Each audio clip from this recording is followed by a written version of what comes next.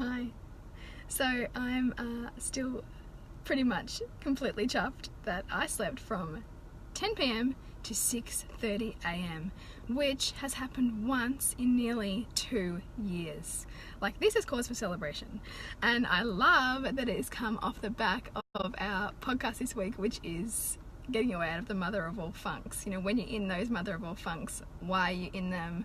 What are they telling you? What can you shift? What can you appreciate? And as soon as I got to the very edge of my capacity to deal with the sleep deprivation, and as soon as I felt into the pain of that sleep deprivation, bang, she changes, and we now have at least once, kid that sleeps through the night. So I really want to send solidarity hugs to the other mums out there whose babies still are not sleeping through, who are toddlers now, and really want to give you a big hug because it's tough, but also really ask you to lean into the wisdom of it, lean into what it's trying to teach you, because the depths of the rage that the nighttime waking has taken me to have been pretty profound. And for that reason, I know that it's happening for me for a reason. It's a dynamic that we know we are intimately part of creating with our kids, and it's so easy to make the problem about them, but on some level we're also part of it, and we're also part of that relationship that we are being called into.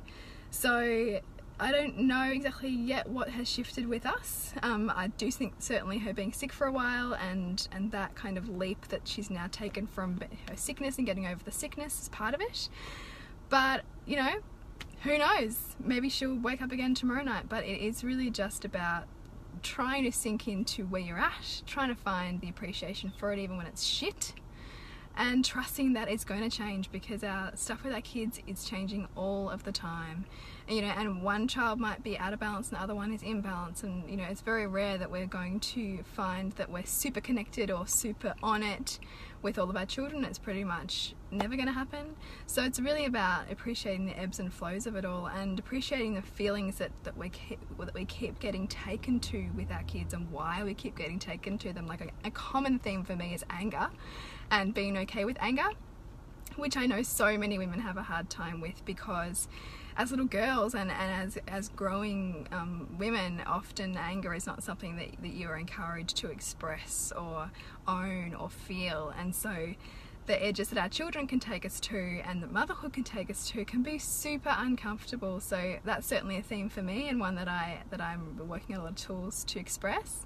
You know, one of those was even like this morning in the car on the way to school, I put on Salt and Pepper's Very Necessary, which was like my theme song, or my theme album for grade 5, which my son thought was hilarious when we were listening to it.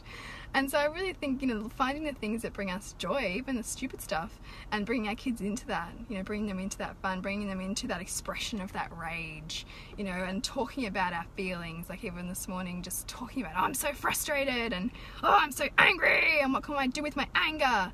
And the more that we make our anger okay and our frustration okay, the more our kids are like, yeah, actually, it's okay for me to feel like this.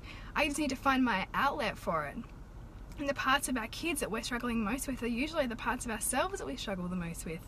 You know, our kids' demandingness, our kids' anger, our kids not listening. Well, why is that so frustrating for us? How much are we accepting those parts of ourselves that don't want to do things, or that don't want to cooperate, or that feel really angry about something, but then we should on ourselves because that anger shouldn't be there? Why shouldn't it be there? Where did that belief come from?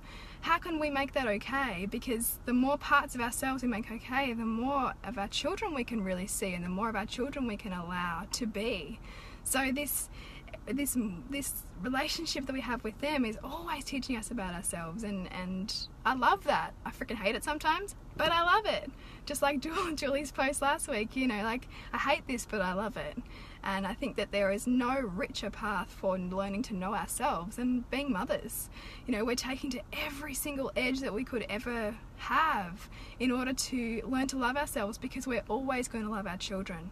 Always. And so we will always love them, therefore they're going to bring us all the parts of ourselves that we're finding hard to love through them. Like, it's beautiful and painful and shit and hard, but it's beautiful. So that's my riff for today. Yay, we have one night where my daughter has slept through, so celebrate with me. And those who aren't there yet, I feel you, you'll get there. And let's just have fun while we're on the ride. Bye!